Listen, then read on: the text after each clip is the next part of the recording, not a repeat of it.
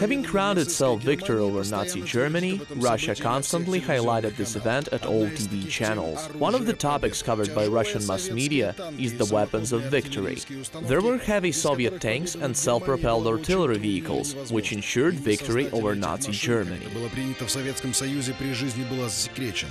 In Soviet times, the name of the designer of all military machinery was classified. Moreover, today Russia avoids this topic, as it is closely connected with Ukraine. Designer of heavy Soviet tanks Zhozef Kotin was born in 1908 in the city of Pavlograd, Dnipropetrovsk region.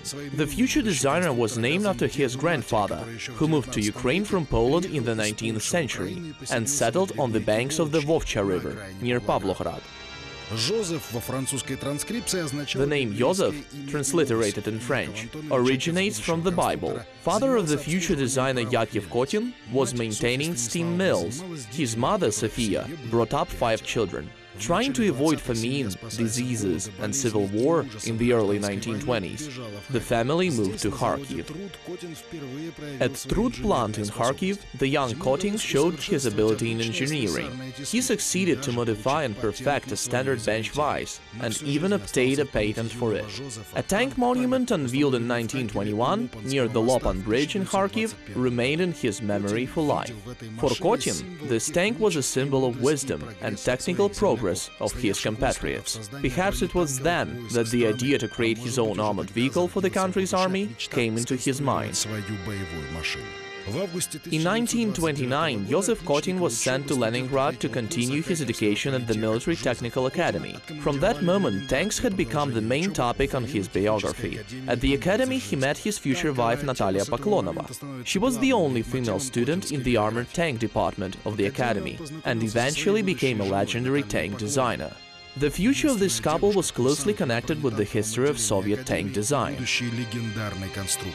У этой пары не могло быть будущего отдельно от истории советских танков.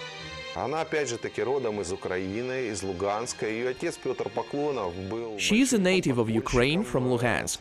Her father, Petro Poklonov, was a member of an underground Bolshevik organization and cooperated with Clemente Voroshilov. This cooperation played a significant role in Poklonova's destiny. She was the only female student of the Military Technical Academy. After graduating from the academy, she tested tanks for the military at production plants. After graduating from the Military Technical Academy, Zhozef Kotin worked as an engineer and later became head of the Design Bureau of the Scientific Research Department at the Military Academy of Mechanization and Motorization of the Red Army. Young designers under the management of Kotin conducted many experiments to develop a water-resistant tank hull and tested armor sheets of various construction and thickness. They studied the capacities of tank turrets, machine guns and engines and worked on developing new combat properties and the capacities of all types of arms. For this reason, it was Kotin who was finally chosen as the perfect candidate to develop new armored tank equipment. On May 23, 1937, the 29-year-old military engineer of the second rank, Zhozef Kotin, began work at the Kirov plant. He was assigned there to head the special tank design bureau of the plant. 2 of Kotin's predecessors at the plant had been sentenced to death by shooting for involvement in the so-called Trotsky-Zinoviev organization. Kotin had no time for fear or doubts. His task was to develop and design the construction of a state-of-the-art tank in the shortest time possible. The 1930s was a period of search for technical solutions and answers to the question, what should tanks be like? Light and fast or super heavy? How many turrets should they have? Or what shape should they be? How should the tank sheets be attached? What kind of power unit should they have? Gasoline or a diesel? Having gained experience in battles during the Civil War in Spain, the USSR started active development in heavy tank engineering.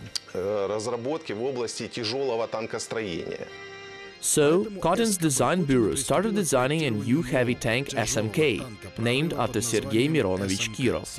In 1938, the design of a new tank was considered at the General Assemblies of the Communist Party and the Committee of Defense. Stalin came close to a model of a free-turret tank, took one of them off and asked Kotin,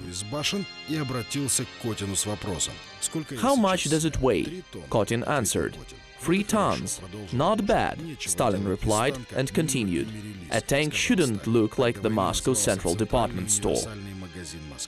So, Kotin and his co-workers had 6 months to develop a new combat vehicle. They decided to use a diesel engine. Each innovation could backfire on the designers. In a year, the tank was used by the Soviet Union in the war against Finland. The vehicle was heavy, non-maneuverable and very complex. So, one of these tanks got stuck in a bog and has remained there ever since. It managed to go in, but could not pull out. Kotin's design bureau was developing a new heavy tank KV, named in the honor of Clemente Voroshilov. The tank was constructed within a short period of time. Its experimental models were then tested during the Soviet-Finnish War. Танки КВ, они себя очень хорошо зарекомендовали. KV tanks showed very good results, but there was one problem. They made the tanks, but forgot to train tank crews. So, test drivers from the Leningrad plant had to go to the front together with tank commanders.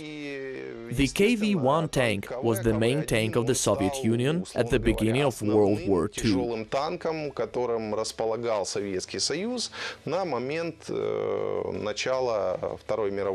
In 1941, the tank fleet of the Red Army contained 22,000 armored vehicles. By their technical capacities, they were no worse than their German counterparts. There weren't any counterparts to the KV tank among heavy tanks in the entire world. Когда разрабатывали танк КВ, нигде в мире не применяли.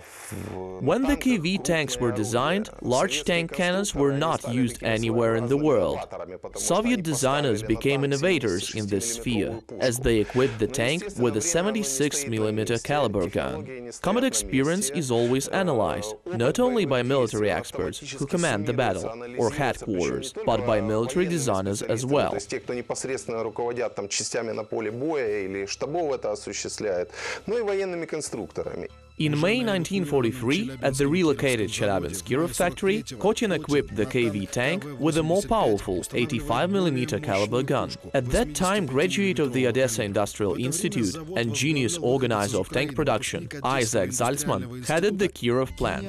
He was nicknamed the Tank King by Allies. The success of tank warfare was the result of this creative alliance of two extraordinary minds, Isaac Zaltzman and Zhozef Kotin. Зальцмана и выдающегося конструктора Жозефа Котина.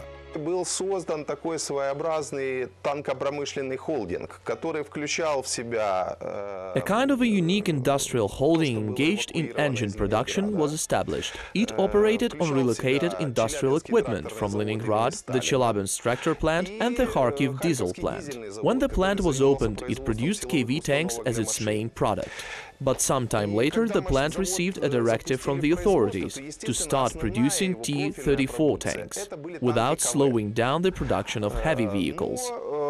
Буквально за очень короткий такой промежуток времени сверху пришла директива, что на заводе параллельно, не снижая темпа... Just imagine, Zhozef Kotin and Isaac Zaltzman succeeded to resolve this important technological task within 50 days. За 50 дней, ну, в общем-то, вдумаемся в эти показатели, Жозефу Котину и Исааку Зальцману удалось решить эту важнейшую технологическую задачу. To equip new tanks, Kotin's design bureau unified separate parts and junction points of its previous models. Unification of all combat vehicles designed by Kotin was the main feature of the design bureau.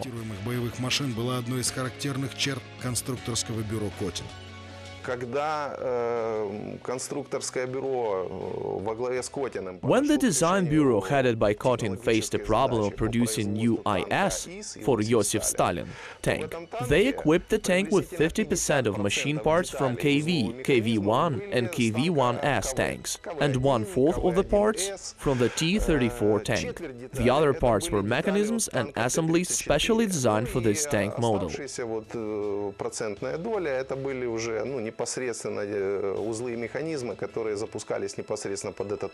The reason for the design of the new series of the heavy Soviet IS tank was that the possibilities of modernizing the KV tank had been exhausted. This combat vehicle became a sort of an experiment, a search for what a new tank should be. Only 340 units of the IS-1 tanks were produced by the plant. But speaking about its modernized IS-2 version, it's worth mentioning that the plant produced 3,500 units.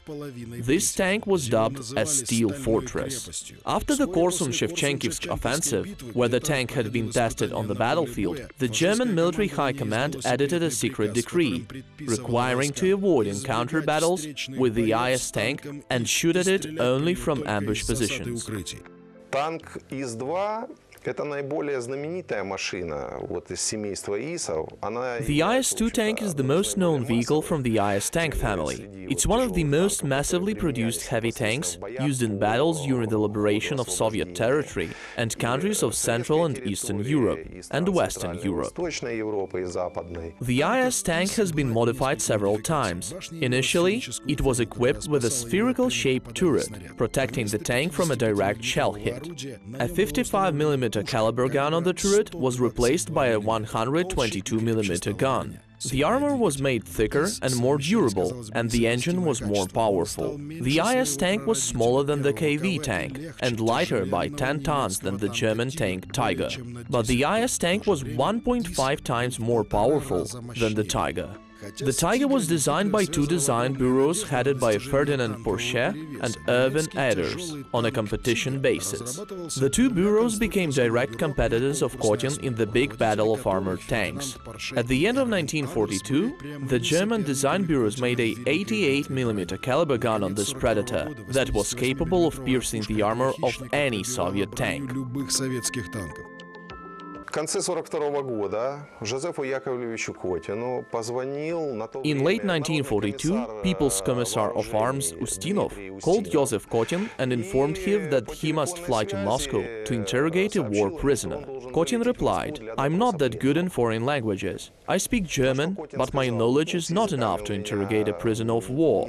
Moreover, this is the job of the military." The prisoner turned out to be a Tiger tank, captured during the breakthrough of the siege of Leningrad. The tank made a strong impression of the designer. He had to make something to counter the Tiger. A decision was made to develop a specific weapon that would fight against enemy tanks. Nothing could handle this task better than self-propelled vehicles. Designers once again faced a challenge. What kind of vehicle should it be? What kind of a gun has to be mounted on the tank? Designers made the challenge easily enough, as they had already developed the tank. They equipped it with a control cabin instead of a turret. There was another question. What kind of turret should be installed? They decided to try out a 155mm caliber gun, because the shell with the most powerful kinetic energy was supposed to be sufficient to counter the German tanks. That is how the self-propelled Su-152 artillery mount appeared. It was this weapon that met the onslaught of Nazi tanks at the Kursk bend.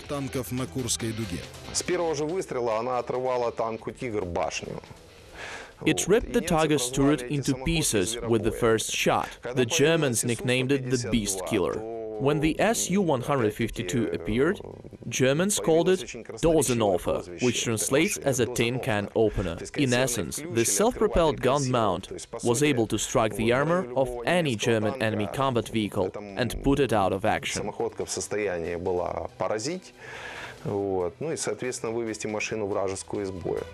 Zhozef Kotin was a very talented designer and was a part of Stalin's elite. Perhaps due to this he managed to avoid repression, but his family did not avoid misfortune. In autumn of 1937, Kotin's wife, third-rank military engineer Natalia Poklonova, was suspected of subversive activity. The fact she was dismissed from the Red Army for collaboration with public enemies and participation in sabotaging tank production implied political distrust.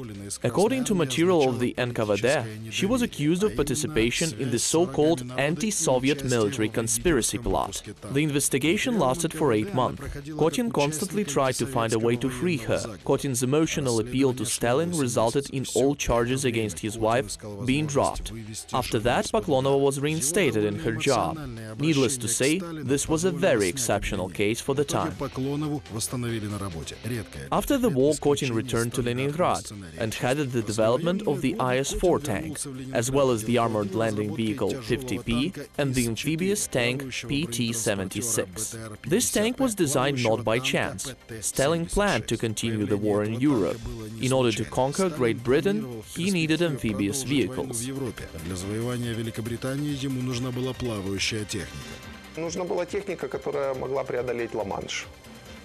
The Soviet Union needed a vehicle able to cross La Manche, the English Channel. The Leningrad plant successfully managed to fulfill this task. The PT-76 tank was produced in 1951. It was equipped with lever kits for pumping of water and a crawler system, which added dynamics to the vehicle while floating. In one version, it is claimed that the start of a war of aggression was planned for 1954, but in March 1953, Stalin died, and these strategic and geopolitical issues were removed from the priority list.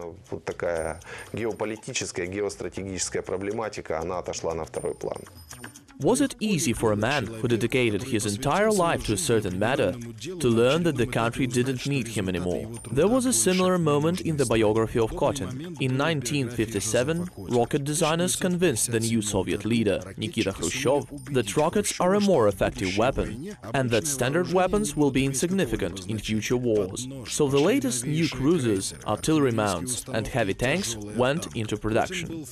Kotin was a tank fanatic, but the task of preserving the design bureau forced Kotin to change his bearings, and he began creating weapons of peace. In 1962, the design bureau under Kotin's management developed the legendary K700 wheeled tractor with a cross-country capacity. The K744 is its latest modification. It is produced in Russia and is in great demand in the agrarian sector. The tank design bureau at the Kirov plant, headed by designer Mykola Popov, put out the base model of the T-80 modern tank after the death of Kotin. The design of the tank was developed by Zhozef Kotin in the 50s. He planned to equip the tank with a gas turbine engine. This vehicle was called a flying tank for its exceptional cruising properties. But most of all, Kotin showed himself as a talented designer in the period of World War II. His design bureau developed 30 types of tanks and artillery vehicles. Kotin's design bureau conducted an engineering and intellectual battle to determine the situation at the front line during World War II.